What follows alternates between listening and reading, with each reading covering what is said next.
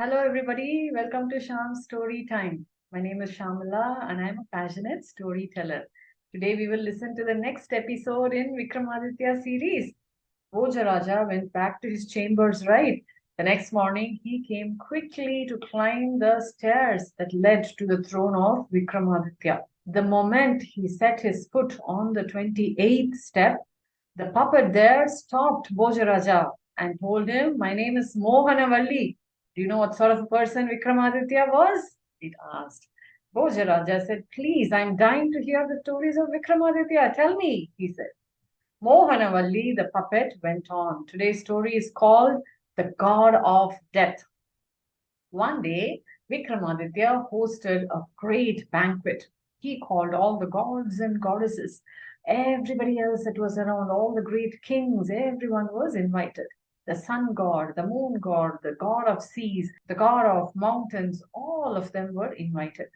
Everybody came for the great banquet. There was dance and music and food and whatnot. Even though all of the gods had come, there was something very, very conspicuous. The moon god had not come. Vikramaditya felt very sore in his heart. He couldn't believe it because he had sent a grand invitation to the moon god. Nevertheless, he didn't show anything right now on his face because a grand banquet was on. Everything was over.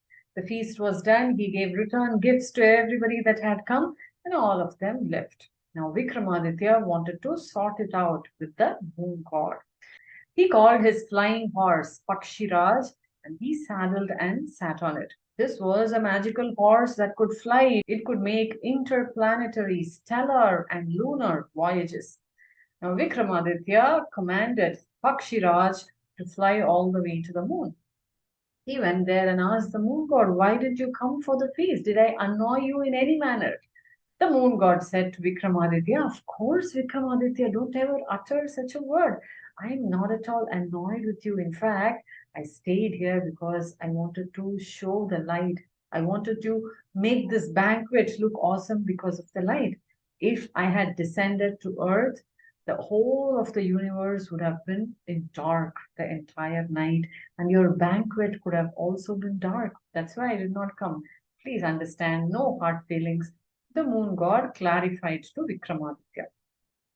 Vikramaditya took leave of the moon god. He stopped the king and gave him a bottle of nectar and told him this can bring back a dead to liveliness. Vikramaditya thanked the moon god and left his abode. As he was coming back, he saw that there was a flying saucer which carried two messengers. Vikramaditya was curious to know who it was. When he looked carefully at the flying saucer, he noticed that it had the emblem of Yama, the god of death. Vikramaditya understood. Yama has sent two messengers who were sitting inside the spaceship all the way to Earth because he's going to take away the life of someone. Vikramaditya was curious to know who it was. He followed the flying saucer without the knowledge of Yama's messengers who were sitting inside. To his surprise, this flying saucer came all the way to Ujjain. The messengers got down and approached the house of the royal priest. Vikramaditya was shocked. None of the people that were in his city could see the royal messengers, but Vikramaditya could because of all the magical powers that he had. Also, the two messengers of Yama did not notice Vikramaditya who was stalking them. The messengers came straight to the house of the royal priest, took away his life, and they left. What did Vikramaditya have in his hand? It was the bottle of nectar gifted to him by the moon god himself, is it not? He came rushing inside the house, and there was this body of the priest who lay dead. He immediately picked up the head and put a few drops of the nectar into the priest's mouth. Immediately he opened his eyes. He has brought a dead man alive. The priest and his family were so thankful to Vikramaditya. Now the two messengers then went back to Yama. They were almost going to give the life of the priest, and then they realized it was not in their hands. The priest was alive down there on earth. They told Yama whatever happened. Now Yama was a very intelligent person. He understood that in front of Vikramaditya's powers, his was nothing. So he told his messengers, don't you worry, as long as the royal priest was under the power of Vikramaditya, nobody can touch him, nothing can be done. The puppet there stopped the story here and asked Bhojaraja, would you have done anything like this to save a man's life? Look at the generosity of Vikramaditya. He is such a great man. Now tell me, Bhojaraja, are you worthy enough to sit on this throne? Bhojaraja hung his head down. He was happy to have heard another story of Vikramaditya.